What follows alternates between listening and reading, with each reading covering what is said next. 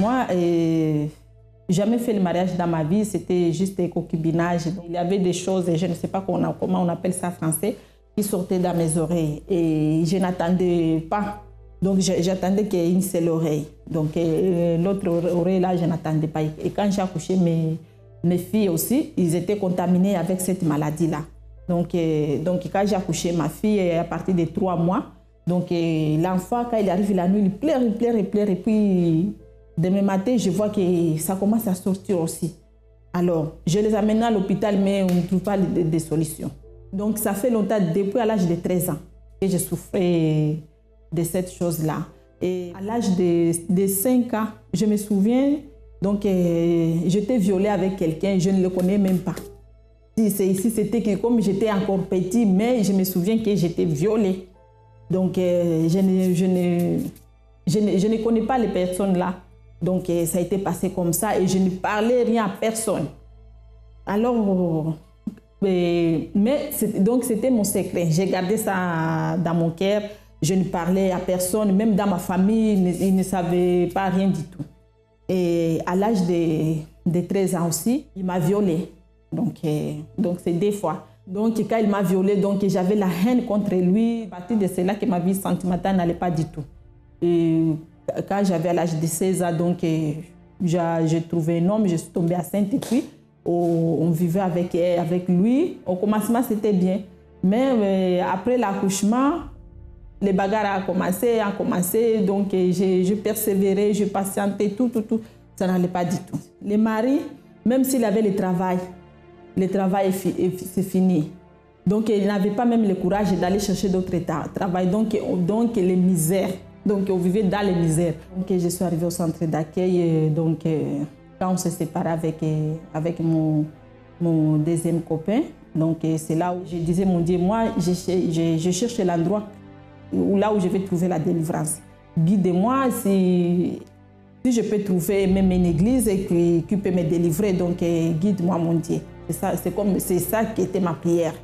Donc alors ma copine là m'a invitée. Donc c'est là où que j'ai su que j'avais un mal qui travaillait dans ma vie. Donc et puis j'ai commencé à suivre les chaînes de prière, les sacrifices de la campagne d'Israël. Je suis là, je sacrifie, je fais tout. Mais je ne connais pas la campagne d'Israël. Donc quand j'ai attendu la campagne d'Israël et ma copine là m'a parlé, elle m'a expliqué. Donc moi, j'ai sacrifié pour que je sois d'abord délivrée de tout le mal qui travaillait dans ma vie. Donc, de moi, la maladie a quitté. Je suis guérie complètement de ces maladies-là et je ne fais plus de cauchemars, même des choses là que je sentais dans mon corps. Jamais. Donc là, je suis en bonne santé. Donc, je glorifie à Dieu. Donc, mon souci, c'était que Dieu change ma vie, transforme ma vie complètement. Je ne veux plus vivre le passé. Et alors là, j'étais dans l'hôtel de 15 mètres carrés, moi avec ma petite fille. Donc, ça ne marchait pas du tout. Mon dossier la première fois a été refusé. Donc, c'est là où j'ai pris le courage d'aller à la préfecture avec tous mes bagages pour qu'on puisse me donner le logement. Donc, je refusais complètement de rester à l'hôtel. Donc, là, j'ai glorifié à Dieu. Donc, ils ont signé le contrat depuis octobre 2013. Jusqu'à septembre 2015. Donc, dans ma vie financière, Dieu a déjà rétabli. Et dans ma vie sentimentale, Dieu a déjà rétabli. Dans ma famille, je n'avais pas de lien familial en fait avec ma mère, mon père. De base, je n'étais pas un enfant voulu de base. Dès que j'ai su cela, donc ça fait un chamboulement dans ma tête. Et tous les côtés positifs étaient comment dire, et c'est passé en transformation négatif. J'ai toujours persévéré à connaître mon père parce que je sais qu'il avait des enfants, mais je voulais connaître aussi mes frères et sœurs, de connaître mon père. Donc de ce fait, j'ai fait des recherches à l'âge de mes 18 ans. J'ai cherché partout et donc là j'ai trouvé mon père. Et là j'ai fait ma connaissance de mon père et de mes frères. Et de cela j'ai vu que aussi de côté de mon père, tout n'allait pas aussi. Donc du fait que le plus grand de mes petits frères n'allait pas aussi, c'est quelqu'un qui était très renfermé et qui avait les mêmes problèmes que moi, très négatifs aussi. Et donc il vivait une vie marginale en fait. Donc c'est-à-dire qu'il était toujours avec ses amis, toujours en train de fumer, était drogué et buvait de l'alcool. À travers tout cela, donc j'ai pu voir que j'avais vraiment besoin d'aide. Donc tout ça a déclenché que j'ai une collègue avec qui je discutais beaucoup, donc il m'a conseillé. Ça m'a pris une année pour venir, en fait, pour comprendre que j'avais vraiment besoin de Dieu. J'avais entendu parler de la campagne d'Israël, du mois de juillet 2013, donc je ne savais pas comment ça se passait pour la campagne d'Israël. Donc on m'a expliqué, et de là j'ai décidé de vraiment me changer mon intérieur, parce que j'essayais de changer mon identité, parce que tout ce qui s'est passé, moi, je voulais enterrer justement l'ancienne Céline. Maintenant, je suis plus en communion, je prie plus, je détermine justement pour avoir justement au-delà justement de cette transformation, et que ma vie spirituelle avec mon père, c'est que du bonheur, que une grande joie en moi, et vis-à-vis de ma famille aussi.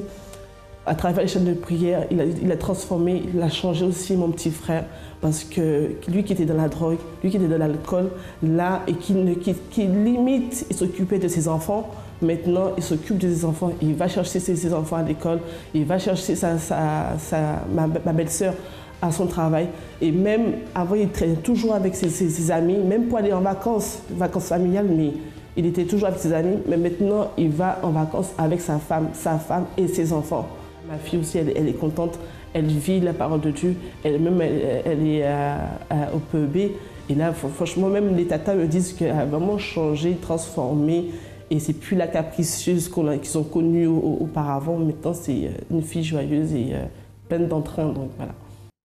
Bonjour à tous. Beaucoup de témoignages, beaucoup de personnes qui sont arrivées au centre d'accueil et qui arrivent tous les jours, et des personnes qui ont reçu déjà des miracles incroyables, parce que nous croyons que le miracle est possible. Pourquoi nous croyons? Parce que nous présentons ici. Ce sont des millions déjà dans le monde. Il y a un des grands problèmes, un des plus grands problèmes que des gens nous présentent, sont les problèmes de famille. Les problèmes de famille, séparation, des problèmes d'enfance, des agressions physiques dans l'enfance, même des agressions sexuelles. Malheureusement, ça c'est comment je dis, le plat du jour actuellement. Amène que des gens se sentent tristes, amène des gens au vice, à se réfugier dans le vice. Il amène des gens qui essayent le suicide, et nous disons, mais pourquoi elle a fait ça? Mes amis, la famille a été créée pour être unie, pour vivre bien. Mais malheureusement, ce n'est pas comme ça. Mais à travers les chaînes de prière, beaucoup de personnes ont été transformées. Nous allons voir l'histoire de Djepanti. Alors avant d'arriver au centre d'accueil, j'étais vraiment détruite à l'intérieur de moi. Parce que déjà, j'avais de la tristesse, de la colère et de la haine par rapport à ce que j'avais vécu pendant mon enfance. Donc ça a commencé par des attouchements sexuels que j'ai subis par rapport à une personne qui vivait dans notre famille. Donc je me disais que la faute venait de mes parents, parce que comme ils n'ont rien vu, ils travaillaient, ils étaient préoccupés avec leurs problèmes. Et quand ils partaient, en fait, les personnes qui vivaient avec nous à la maison, donc ils nous insultaient, ils nous battaient. Et moi, je me disais toujours que c'était à cause de mes parents. Et j'ai gardé cette haine et cette colère pendant plus de 10 ans. Et je me disais que tôt ou tard, il fallait que je me venge envers mes parents. Donc j'ai grandi avec ça, même en allant à l'école. Les professeurs disaient que j'étais une élève avec beaucoup de difficultés, en fait, j'arrivais pas à m'exprimer. Parce que toute cette haine et cette colère qui était à l'intérieur de moi, j'arrivais pas à l'exprimer. Donc j'arrivais pas à parler, j'arrivais pas à avancer dans mes études. Donc j'ai grandi avec des difficultés. Et les professeurs se demandaient d'où venait le problème, mais je pouvais pas parler. Puis ça s'arrangeait pas, parce que mon père me battait souvent, parce que je suis l'aînée. J'ai grandi dans une grande famille, donc c'est moi l'aînée, j'ai des frères et sœurs, tout passe par moi. Donc je me suis dit, pour pas que mes parents découvrent ce mal-être à l'intérieur de moi, il fallait que je vive par apparence. Donc À la maison, je faisais la fille qui était obéissante, qui exécutait tout ce que mes parents disaient. Mais une fois que je quitte la maison, c'était vraiment une autre personne parce que je vivais que dans le mensonge, dans le vol aussi, parce que mes parents n'avaient pas la condition pour me donner ce que moi je voulais en tant qu'enfant. Donc il fallait que je vole. J'ai commencé à voler dans les affaires de mes copines. Ensuite, mes parents m'ont demandé de gérer leur compte. Là, j'ai commencé à voler dans les affaires de mes parents. Donc, je faisais des virements dans mon compte. Un coup, c'était dans le compte de mes parents. Un coup, c'était dans le compte de mes frères et sœurs. J'ai commencé à accumuler de l'argent et de l'argent. Pourtant, mes parents se demandaient d'où venait cet argent-là parce que je ne travaillais pas. Mais je leur disais toujours non, vous inquiétez pas, ça va aller. Alors qu'en réalité, c'était beaucoup de vols, beaucoup de vols. Pour moi, c'était tout à fait normal parce que c'était une manière de me venger. Tout ce qui ne me donnait pas, c'était une façon pour moi de récupérer ces choses-là. J'aimais beaucoup aussi frapper mes frères et sœurs parce que mes parents m'autorisaient, apparemment, disaient que ça faisait partie de l'éducation. Donc j'en profitais pour les frapper. Et je vivais vraiment d'apparence parce que mon entourage, c'est-à-dire mes amis, mes professeurs, n'étaient pas au courant de ce mode de vie-là. J'aimais beaucoup marcher avec les garçons, je détestais marcher avec les filles parce que je me disais que les filles, déjà à l'intérieur de moi, je ne me sentais pas en tant que fille, je me considérais comme un garçon. Il fallait bien que je me protège puisque c'est moi l'aîné. Donc je restais que avec les garçons, je fréquentais que les garçons. J'ai grandi comme si j'étais un garçon, alors qu'en réalité, je suis une fille. Mais c'était ma manière d'être. C'est arrivé au collège, quand la situation devenait de plus en plus tendue avec ma mère. Ma mère ne savait plus me contrôler. Et un jour, elle m'a dit, si ça continue comme ça, je te mets dehors. Elle m'a mis dehors. Et là, ce jour-là, je me suis dit, soit je la tue, ou soit je ne sais pas ce qui va se passer. Mais pour pouvoir m'approcher de ma mère, il fallait bien que je joue d'apparence. Donc je suis restée calme, je suis retournée chez moi. Mais finalement, cette haine-là, elle a commencé à me détruire parce que j'avais des envies de suicide. J'avais envie de passer à l'acte. Mais la même semaine où je voulais passer à l'acte, c'est une amie à moi en fait, qui s'est jetée au 12e étage. Donc quand j'ai vu ça, en fait, ça m'a tellement choquée que je n'ai pas osé le faire. J'arrivais pas, au niveau des études, c'était que des échecs dans les études, dans les objectifs personnels. La paix, l'amour, l'entente, la complicité, l'union a disparu de votre foyer. Venez participer de notre réunion pour la bénédiction familiale. Nous allons vous enseigner et vous montrer à travers la prière comment agir afin que votre famille retrouve l'harmonie. Nous vous attendons dans notre siège au 254 rue du Faubourg Saint-Martin ou dans le centre d'accueil le plus proche de chez vous, tous les jeudis à 7h, 10h, midi, 15h et 20h. Plus d'informations sur notre ligne Ami 24h ou sur notre site internet www.centredaccueil.net. Centre d'accueil, nous croyons en vous comme personne. À cause du passé, des choses incroyables, des choses terribles qui sont passées dans son enfance, elle est devenue une personne colérique, elle avait la haine contre ses parents, elle avait la pensée de suicide, les échecs scolaires et toutes les choses, parce que si notre intérieur est en guerre, en conflit, comment il peut avoir la paix? Il y a même des gens qui apparemment, elles sont bien, elles présentent la paix extérieurement, mais au-dedans, c'est une guerre. Peut-être vous. Peut-être dans votre travail, vous êtes une personne, vous souriez, vous êtes quelqu'un qui communique, vous avez une apparence. Mais quand vous êtes seul, quand vous arrivez à la maison, quand vous arrivez dans votre chambre, quand vous n'avez pas les amis autour de vous, ou peut-être vous avez la famille, mais là, des conflits, des problèmes de vices, des problèmes des agressions verbales, physiques, indiscipline, désunion dans la famille, les problèmes avec les enfants, dans la drogue, l'alcoolisme et d'autres. Comment vous sentez-vous à la maison? La maison doit être le lieu, l'endroit où nous nous sentons meilleurs, n'est-ce pas? Nous sommes en famille. À la fin d'une journée de travail, de lutte, de guerre, nous arrivons à la maison pour avoir la paix. Mais beaucoup de personnes ne trouvent pas la paix, mais la guerre, un conflit terrible. Quoi faire dans une situation comme ça? Écoutez. Alors, je suis arrivée en centre d'accueil en janvier 2010. Donc, je suis arrivée au centre d'accueil en me disant que j'avais vraiment besoin d'aide parce que à ce moment-là, j'avais raté mon bac et donc je ne savais plus quoi faire. Et même à l'intérieur de moi, je ne me sentais pas bien. Je vivais pour vivre en fait. Des fois, je me disais, si aujourd'hui je réussis à me réveiller, tant mieux. Si demain je ne réussis pas à me réveiller, ben, tant pis, la vie elle continue. Mais vraiment, c'est comme ça que je suis arrivée au centre d'accueil. C'est à l'aide de l'évangélisation que je reconnais que c'est le fait aussi qu'une personne m'a évangélisée dans une gare et c'est comme ça que je suis arrivée au centre d'accueil. Ensuite, on m'a donné des conseils. Donc à force d'écouter, on m'a proposé, à ce moment-là, c'était la campagne d'Israël. Et je ne savais pas qu'est-ce que c'était. Je me demandais, mais pourquoi cette campagne-là? Qu'est-ce que c'est? Donc, j'ai participé au propos de la vie professionnelle. J'ai commencé à trouver du travail, malgré que je ne suis qu'une étudiante, mais j'ai trouvé du travail.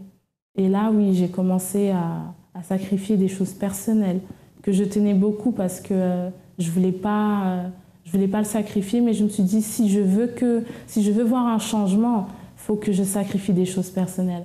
Alors j'ai commencé à sacrifier, à mettre de côté.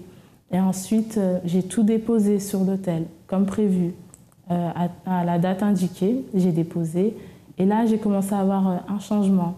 Surtout, moi, ce que je voulais, c'était la paix. Parce que je ne dormais pas bien. Toujours des pensées négatives. J'arrivais pas, parfois, je me donnais des objectifs personnels. Je me disais que voilà, demain, tu vas te présenter à telle entreprise. Arrivée devant l'entreprise, je faisais demi-tour. Je me disais non, j'en suis pas capable. Déjà, c'était la paix. J'avais besoin de la paix. Ensuite, l'ordre à l'intérieur de moi. Cibler mes défauts, mes faiblesses, afin que je puisse grandir, parce que j'avais besoin de ça aussi. Moi, ce que représente pour moi la campagne, pour moi, c'est une opportunité de pouvoir obtenir des choses que l'homme ne peut pas nous donner. Moi, c'est ça en fait. C'est vraiment une opportunité d'obtenir quelque chose, mais vraiment qui est impossible. Alors, à travers les sacrifices, ce qui a changé d'abord, c'est mon intérieur. Parce que j'étais une personne très furieuse, colérique, donc je suis devenue très calme. Quand j'entrais à la maison, j'étais très calme, et mes parents se demandaient d'où venait ce calme, est-ce que c'était pas pour un intérêt personnel? Et finalement, avec le temps, ils ont vu que non, c'était vraiment un changement intérieur. Ensuite, ils ont vu une évolution au niveau de mon comportement. J'essayais de m'intéresser à mes parents, j'allais vers eux, parce que d'habitude, je ne parle pas avec eux. Mais là, j'ai commencé à parler avec eux, j'ai commencé à m'intéresser à mes frères et sœurs. J'ai obtenu mes diplômes, alors que je n'arrivais pas à les obtenir. J'ai pu aller... là, aujourd'hui, maintenant, je continue mes études, donc des études de droit. J'ai pu aussi obtenir mon job étudiante. J'ai pu aussi m'investir au sein du centre d'accueil. Maintenant, j'ai des responsabilités, je me donne à 100%. Mon emploi du temps est basé par rapport à mon investissement au centre d'accueil. J'ai les choses que je n'avais même pas demandées dans mes demandes se sont faites tout seul. C'est-à-dire que mes sœurs ont commencé à venir au centre d'accueil alors que je leur avais jamais... j'avais déjà insisté auprès d'eux, mais finalement, je me suis dit, c'est pas grave, je vais laisser la campagne agir, mettre ces choses-là en place. Elles ont commencé à venir au centre d'accueil. Il y en a une qui s'investit, il y en a une qui vient petit à petit. Donc, pour moi, c'est en fait ce qui me plaît et ce que j'aime dans la campagne, c'est l'évolution. Et je continue à évoluer, même spirituellement. Pour moi, le centre d'accueil, c'est... je ne sais pas comment expliquer, mais pour moi, c'est comme une deuxième chance, un nouveau départ. Pour moi, c'est ça. C'est vraiment pour ceux qui veulent avancer. sans attendre les autres, sans dépendre des autres. Pour moi, c'est une deuxième chance à la vie, une nouvelle opportunité d'avancer. Pour moi, c'est ça. Jeunes de Jésus. Comment participer? Vous devrez vous abstenir de toute information non chrétienne, divertissement, télévision, internet, jeux, musique, cinéma, films, séries et tout autre type d'informations qui ne se réfèrent pas à Dieu pendant 40 jours. Durant cette période, vous devrez chercher à vous impliquer dans les choses qui contribuent à développer votre foi, comme la lecture de la Bible et des livres qui sont à votre disposition au centre d'accueil. Assistez aux émissions de l'Église à la télé ou sur Internet. Lisez quotidiennement le blog de l'évêque Macedo, de l'évêque Julio et de l'évêque Victor. Vous pourrez aussi trouver des contenus spirituels sur notre site centredaccueil.net et sur tous les réseaux sociaux de l'Église, des informations qui édifieront votre relation avec Dieu. Vous qui êtes triste, déprimé, fatigué des religions et des promesses qui ne s'accomplissent pas, noyé dans les problèmes et les préoccupations, vous avez le désir de connaître le Dieu véritable pour atteindre la transformation complète dans votre vie. Participez à ce propos de foi. Jeunes de Jésus, du 10 juin au 20 juillet. Le début d'une nouvelle génération. Centre d'accueil. Nous croyons en vous comme personne. Quelqu'un l'a évangélisé, elle a connu le centre d'accueil, elle a accepté la proposition, accepté la direction de pratiquer une foi intelligente, elle a participé de campagnes d'Israël et d'autres propos qui est-elle aujourd'hui une personne complètement transformée. N'a plus d'haine, n'a plus de pensée de suicide, elle a vaincu les échecs scolaires, maintenant elle va bien, tout va bien, transformation totale. Et si cela s'est passé dans sa vie, peut se passer dans votre vie. C'est ça qui se passe au centre d'accueil. Regardez plus de témoignages. Au centre d'accueil, je suis venu au centre d'accueil parce que j'avais un ami qui avait une boutique exotique où je venais boire. La boutique était située dans la rue de l'église. Quand, des années passées, quand j'ai eu un ami qui est décédé par suicide, là à la gare du Nord, qui s'est suicidé à la gare du Nord, ça m'a interpellé. Ça m'a interpellé parce qu'entre-temps, ma vie était complètement détruite aussi. Et ça m'a interpellé. C'est comme ça que je suis venu au centre d'accueil. Je me suis rappelé que là où tu allais boire, il y avait une église, ben vas-y, va. Donc c'est comme ça que je suis venu au centre d'accueil. Et au centre d'accueil, j'ai vu les pasteurs, on a commencé dans les chaînes de prière, tout et tout. Et également est venu après, dans l'année 2013, la campagne d'Israël, à laquelle j'ai participé. J'assistais également aux séances de délivrance les vendredis, surtout la délivrance les vendredis, parce que je savais déjà le problème que j'avais, le problème d'alcool, qui avait complètement détruit ma vie sociale, familiale et puis même professionnelle. J'ai fait la campagne d'Israël pour être bref, c'était pour ma vie spirituelle, déjà, pour ma vie spirituelle. Parce que j'avoue que j'étais aussi dans d'autres... Avant de venir là, j'étais aussi dans d'autres églises. Vous voyez, dans d'autres églises où, bon, voilà, comme ça. Je dis non, je ne peux pas continuer comme ça, à danser, à vivoter. Je veux bâtir ma vie sur le roc, sur le rocher que tu es. Mais c'est vrai, ma vie spirituelle, mais également ma vie financière et professionnelle. Donc, Seigneur, voilà. Toi-même, tu sais, tu me connais, je n'ai pas de grands mots ni de grandes phrases à faire. Je suis allé creuser, voilà. Donc, c'est comme ça que j'ai fait mon sacrifice. Ma vie actuellement, ma vie, ce que je suis libre et j'ai la paix. J'ai la paix, j'ai les moyens, les conditions d'aller vers les autres. J'ai cette, comment on appelle, cette assurance d'aller vers les autres. Parce qu'avant, j'étais très enfermé. Le cadeau, le merveilleux cadeau que Dieu m'a fait, c'est ça, c'est la paix intérieure en moi. Parce que je ne connaissais pas mon identité. L'alcool, la cigarette, la vie mondaine, ça c'est du passé. Et ensuite, ma vie professionnelle, financière, bénie. Le centre d'accueil, je peux dire que c'est une école, un endroit où on agit la foi. Je suis heureux parce que j'ai la paix et libre. Quand je venais d'arriver en France, en fait, quand j'étais en Haïti, on avait une grande maison. Quand je suis arrivé en France, on était dans une petite maison. On était beaucoup. Et des fois, j'avais envie de rester seul, mais je ne pouvais pas. Donc, ça a commencé avec les embrouilles. se sentait pas bien, on voulait absolument une grande maison, on va dire. Putain, on s'est chamaillé. C'est la division à la maison. Je ne savais pas comment faire pour changer, je ne savais pas comment cette situation allait changer. Et ça, à l'intérieur de moi, franchement, ça me faisait vraiment mal, puisqu'on est beaucoup dans la famille.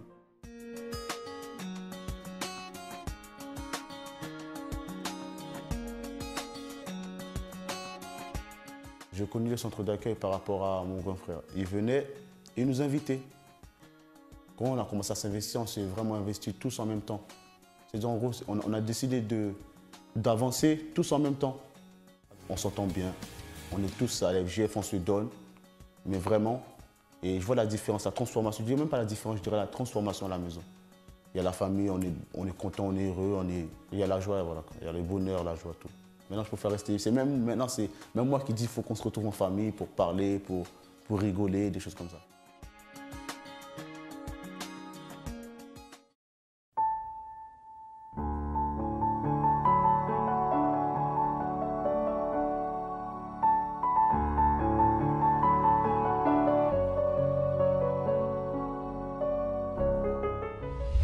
Nous souhaitons que cette émission vous ait aidé, parce que c'est notre objectif, aider principalement ceux qui sont dans une situation difficile. Avez-vous besoin de notre aide? Nous sommes situés au 254 de la rue du Faubourg Saint-Martin et au 10e arrondissement à Paris, notre siège. Comme vous le savez déjà, parce qu'il passe les adresses dans votre ordinateur, votre téléviseur, nous avons d'autres centres d'accueil dans toute la France. Vous avez aussi un numéro de téléphone. Appelez-nous si vous avez besoin ou cherchez le centre d'accueil le plus proche et certainement, nous sommes là pour vous aider. À demain et que Dieu vous bénisse à tous abondamment.